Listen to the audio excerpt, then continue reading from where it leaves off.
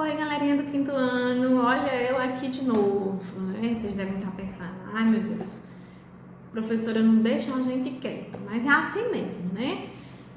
Estamos em casa, mas precisamos cumprir com nossas obrigações de estudantes, tá bom? Gente, na aula de português hoje nós vamos fazer uma coisinha diferente, nós vamos fazer uma retomada, uma pequena retomada aí dos conteúdos estudados, para que vocês possam se preparar para a prova. Bom, nós começamos estudando substantivo, né? Substantivo próprio, comum, simples, derivado, composto. Vamos falar rapidamente sobre cada um deles. Lembrando que nas aulas anteriores tem a explicaçãozinha completa, com exemplos, preparei uns slides com todo amor e carinho, que vocês podem estar vendo lá, tá? Então, olha aí, ó. Substantivo é a palavra que dá nome a seres. Pode ser próprio e comum. O substantivo próprio, gente, nome de pessoas e lugares. Comum, nome de objetos, né? Lembrando que os nomes de pessoas e lugares têm que ser escritos com letra maiúscula. Aí depois disso nós temos o substantivo simples. Simples, quando eu digo que um substantivo é simples, é porque ele é formado por uma só palavra. Substantivo composto por duas ou mais palavras, certo? E também eu tenho o substantivo primitivo e derivado. O que é o substantivo primitivo? É aquele que dá origem a outros, né, substantivos. E o derivado? É aquele que origina-se de outra palavra. Então, vamos lá. Primitivo, por exemplo, livro.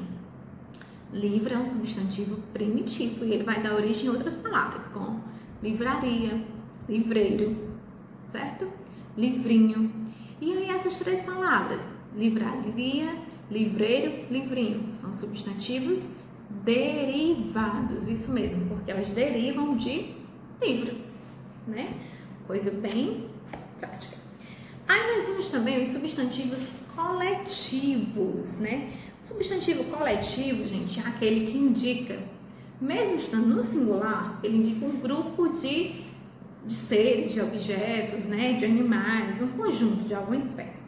Por exemplo, eu falo a palavra enxoval.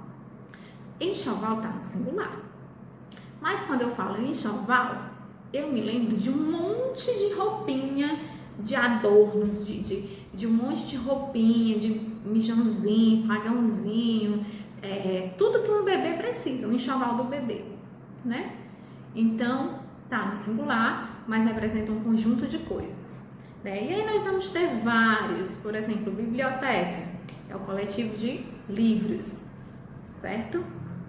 Esquadrilha de aviões, né? Alcateia de lobos, exército de soldados, enfim. No livro de vocês tem uma listinha bem bacana com vários coletivos, tá?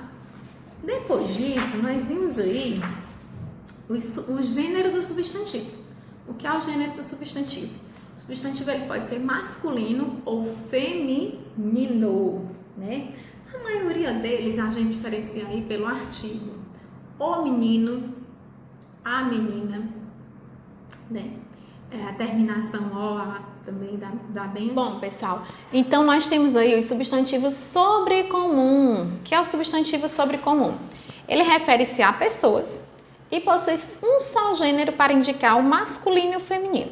Por exemplo, a criança, né? O indivíduo. Quando eu falo a criança, tanto pode ser um menino como pode ser uma menina. Só vou utilizar, né, essa mesma palavra para os dois, tá bom? Quando eu digo a pessoa, não existe o pessoa, só existe a pessoa. Pode ser homem ou pode ser mulher, a pessoa. Tá? Aí nós temos também o substantivo comum de dois gêneros, né? O substantivo comum de dois gêneros, gente, ele possui uma palavra que vai servir tanto para o masculino e o feminino, mas nós vamos diferenciá-lo pelo artigo. Então nós temos o estudante.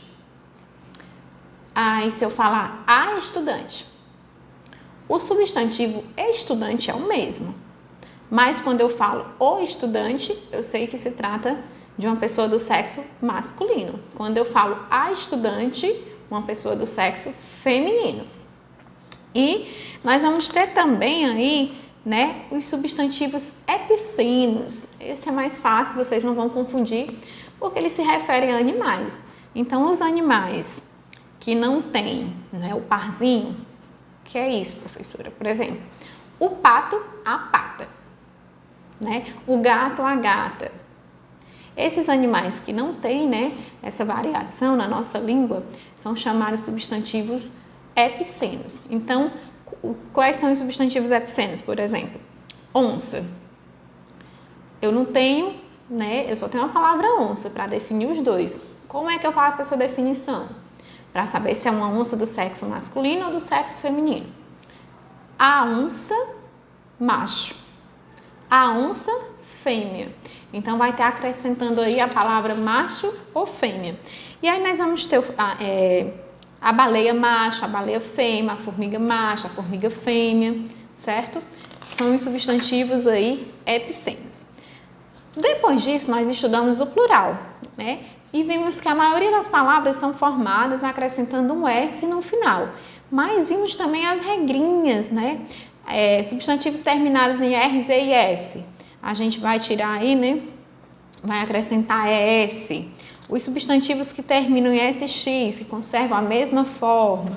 Enfim, nós vimos todas essas regrinhas detalhadas, né, lá no slide. Eu gostaria até que vocês assistissem novamente, é importante. Também vimos o plural dos substantivos, né, compostos, tá bom? Também tem as regrinhas lá no slide. Visualizando é melhor de vocês compreenderem. E o nosso último assunto aí, né, da gramática, referente à gramática, foi o grau do substantivo, que tem o aumentativo e o diminutivo, certo? É um assunto bem já, né, nosso parceiro conhecido da gente.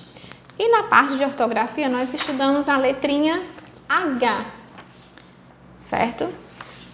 Bom, o conteúdo da prova é esse, tá bem fácil, né? Se vocês tiverem dúvida em determinado conteúdo, vão lá na aula, esses na regrinha do plural, né? Tem um slide bem completinho para vocês, com outros exemplos para vocês conhecerem mais palavras.